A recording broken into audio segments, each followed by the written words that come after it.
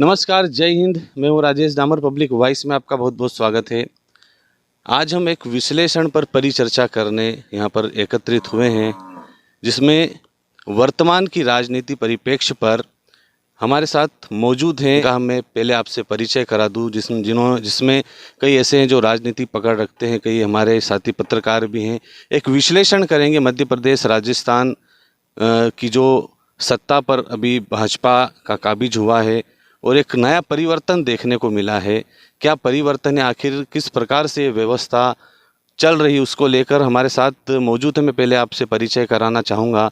हमारे साथ वरिष्ठ भाजपा के नेता, जो पूर्व में नगर परिषद उपाध्यक्ष हैं, अशोक जी अरोड़ा, आपका बहुत बहुत स्वागत है। साथ ही हमारे साथ वरिष्ठ पत्रकार सुधीर जी शर्मा भी मौजूद है, आपका भी बहुत बहुत स्वागत है। साथ ही पूर्व मंडल अध्यक्ष समर्थ गोलू जी उपाध्याय भी उपस्थित है, आपका भी बहुत बहुत स्वागत है। साथ ही युवा पत्रकार धर्मेंद्र जी पांचाल, जिनकी राजनीतिक पकड़ काफ़ी अच्छी है, काफ़ी अच्छे विश्लेषक है, आपका भी बहुत बहुत स्वागत है। साथ ही हमारे साथ मौजूद हैं जन भागीदारी समिति के थानला महाविद्यालय के अध्यक्ष अमित जी शाह जी, आपका भी बहुत बहुत स्वागत है। साथ ही हमारे साथ यादव समाज के व्यक्तित्व भी हमारे साथ मौजूद है, जो प्रतिनिधित्व करेंगे, दिनेश जी मौर्य। तो हम शुरुआत करते हैं आज की परिचर्चा को लेकर। तो सर्वप्रथम में हमारे बीच मौजूद हैं भाजपा के वरिष्ठ नेता अशोक जी अरोड़ा से। मैं उनसे पूछना चाहूँगा, अरोड़ा जी, नया चेहरा देखने को मिल रहा है। अभी देखा जाए तीनों राज्य की यदि बात की जाए, भाजपा ने अपना बहुमत दर्ज करके सरकार बनाई है, किस तरह से आप देखते हैं? वैसे भाजपा एक कैडर बेस्ड पार्टी है और भारतीय जनता पार्टी ने जिस प्रकार से छत्तीसगढ़, मध्य प्रदेश और राजस्थान में जो मुख्यमंत्री के पदों के लिए नाम सुझाए हैं, उसमें निश्चित ही भारतीय जनता पार्टी ने एक नया प्रयोग किया है और राष्ट्रीय राजनीति में इसका गहरा प्रभाव पड़ेगा, ऐसा मेरा मानना है। धर्मेंद्र जी हमारे साथ मौजूद। धर्मेंद्र जी, आप काफ़ी विश्लेषण करते हैं राजनीतिक परिप्रेक्ष्य पे।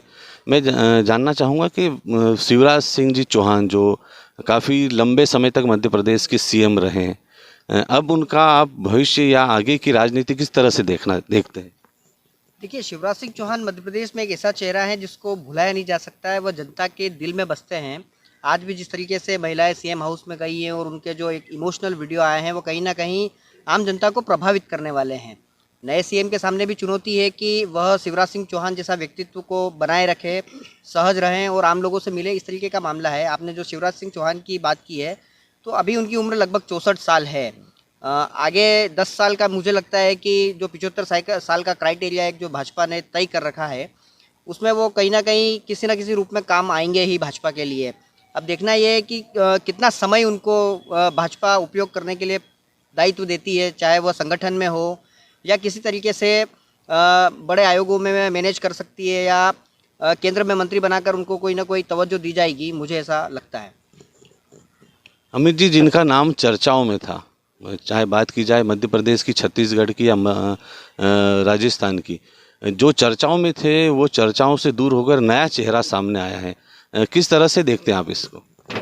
सबसे पहले मैं मध्य प्रदेश के नए मुख्यमंत्री डॉक्टर मोहन जी यादव को बधाई, शुभकामनाएं प्रेषित करना चाहता हूं और साथ में ये भी बोलना चाहता हूं कि जिस तरह से भारतीय जनता पार्टी काम करती है, वह एक आम जनता के बीच में रहकर काम करती है।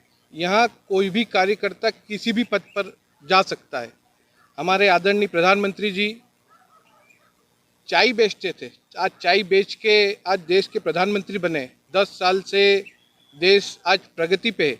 ऐसा ही नया चेहरा छत्तीसगढ़ में दिया, ऐसा ही नया चेहरा मध्य प्रदेश में दिया और ऐसा ही नया चेहरा आज पार्टी ने राजस्थान में दिया। मैं पिछले 8-9 साल पहले की भी बात आपको बताता हूँ। जब राष्ट्रीय अध्यक्ष जी नितिन जी गडकरी का नाम आया था, तो लोगों में एक आम चर्चा थी कि ये नया चेहरा कहाँ से आया, कैसे इनको राष्ट्रीय अध्यक्ष बना दिया, जबकि कोई उनको जानता नहीं था। भारतीय जनता पार्टी ऐसी पार्टी है कि जो एक छोटे से कार्यकर्ता को आज इतना बड़ा मजबूत पद दे देती है कि उसके सारे काम बिल्कुल आराम से कर देते। इसलिए नया चेहरा आना कोई बड़ी बात नहीं है। शर्मा जी, राजस्थान के नए सीएम बनाए गए हैं भजन लाल जी शर्मा, किस तरह से आप देखते हैं उन्हें? भजन लाल जी शर्मा जो है कई लोगों के लिए नया चेहरा है, बाकी संगठन के हिसाब से जो है वो काफ़ी पुराना चेहरा है। 4 बार महामंत्री रह चुके हैं, पहली बार इनने चुनाव लड़ा है और अच्छी खासी जीत हासिल की है। और अभी अपन देख रहे हैं कि छत्तीसगढ़ हो या मध्य प्रदेश हो या राजस्थान हो, मोदी जी ऐसा ही चेहरा जो वर्कर है, जो संगठन में अच्छा काम करते हैं, उन्हीं को वो जवाबदारी सौंपते हैं। और निश्चित रूप से शर्मा जी भी, उनका कार्यकाल भी अच्छा रहेगा और राजस्थान प्रगति के पथ पर आगे बढ़ेगा, विकास के कार्य होंगे। समर्थ उपाध्याय जी, आप मंडल अध्यक्ष भी रहे, काफ़ी अच्छा कार्यकाल आपका लोगों ने देखा है। तीनों राज्यों में भाजपा ने नए चेहरे को उतारा है, आखिर ऐसी क्या वजह आपको नज़र आती है? मैं सर्वप्रथम पब्लिक वॉइस को बहुत धन्यवाद देना चाहता हूं कि इस प्रकार के वे आयोजन रखते हैं जिससे हमारी परिचर्चा सार्थक होती है। आपने बहुत ही छोटे से कार्यकर्ता से इतनी बड़ी बात पूछी, फिर भी चूँकि विचार है तो वो जानना चाहिए कि एक छोटा कार्यकर्ता भी क्या सोचता है। देखिए, लगभग 18 साल मामा जी मुख्यमंत्री रहे और इवन वो मुझे भी नाम से जानते हैं, जबकि मेरा राजनीतिक उदय 5-6 वर्षों पूर्व ही हुआ होगा। लेकिन मामा ने सबके दिलों में राज किया।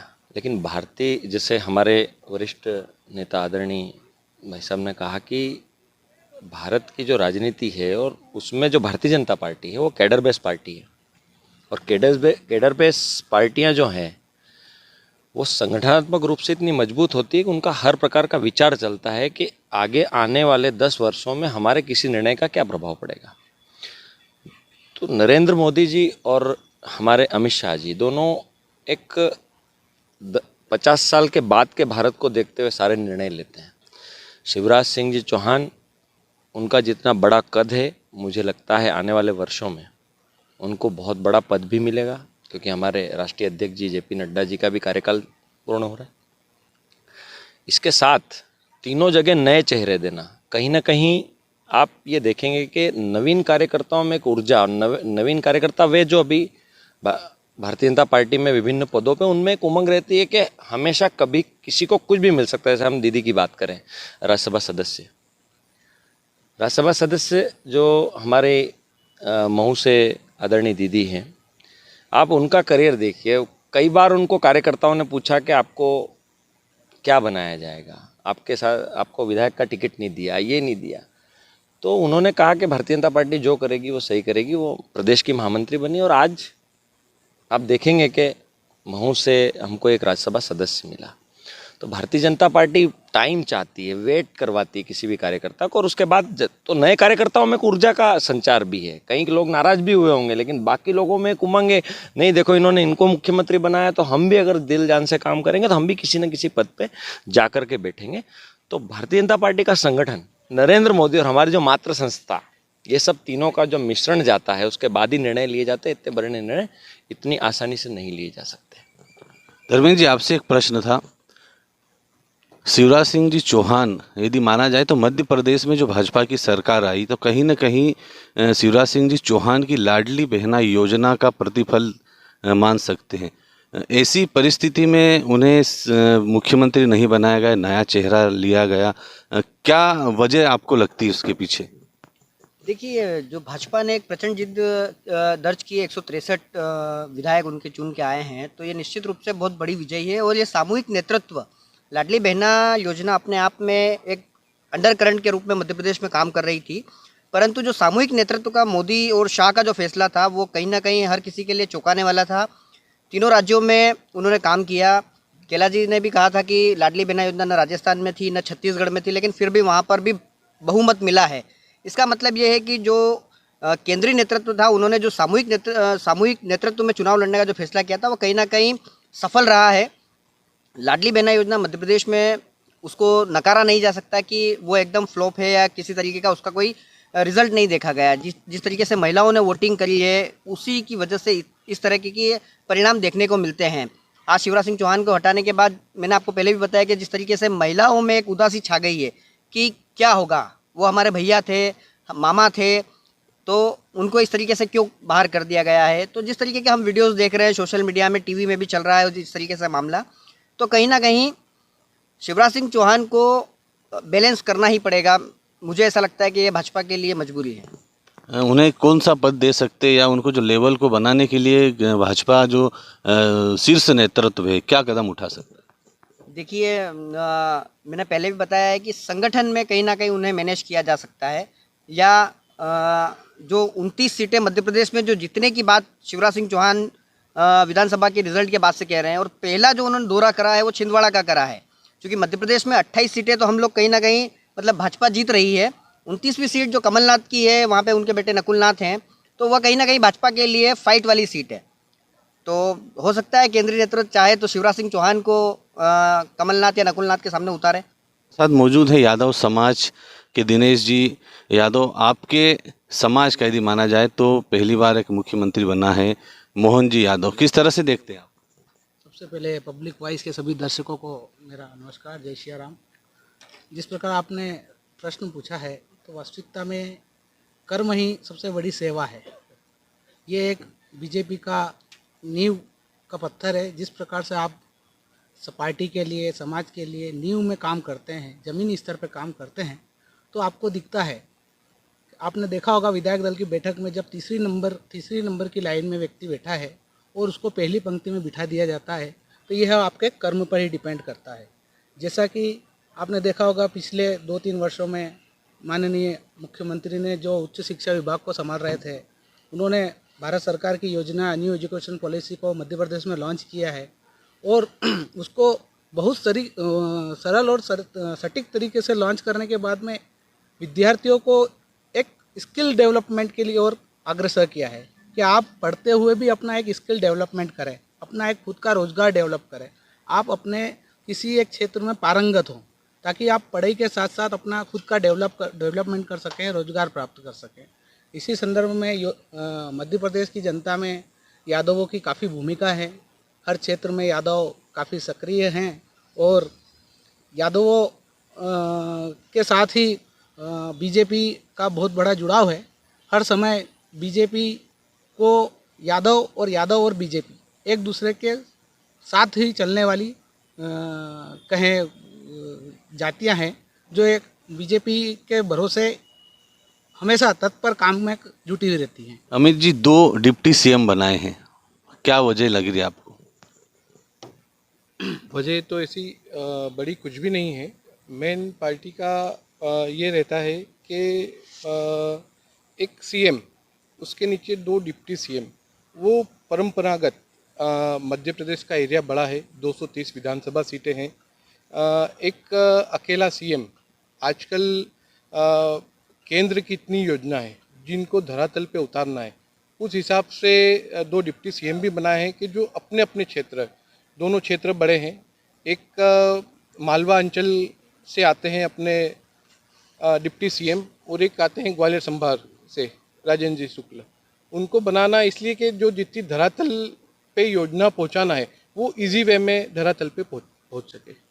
तो ये थी हमारी चाय पे चर्चा, एक विश्लेषण, चुनावी विश्लेषण, जिसमें हमारे मेहमान अमित जी शाह जी, दिनेश जी मौर्य और वरिष्ठ पत्रकार सुधीर जी शर्मा, हमारे युवा पत्रकार धर्मेंद्र जी पंचाल, भाजपा के वरिष्ठ नेता अशोक जी अरोड़ा और युवा पार्षद और पूर्व मंडल अध्यक्ष समर्थ उपाध्याय के बीच में हमने एक परिचर्चा करी, एक विश्लेषण करा कि जो 3 विधानसभा में भाजपा ने अपने मुख्यमंत्रियों को उतारा है, नया चेहरा, वो आखिर उसकी क्या वजह है और उसके पीछे की राजनीति, रणनीति क्या है, उस पर हमने विश्लेषण किया। मेरे सहयोगी मनोज उपाध्याय के साथ आप निरंतर देखते रहिए पब्लिक वॉइस न्यूज़। जय हिंद।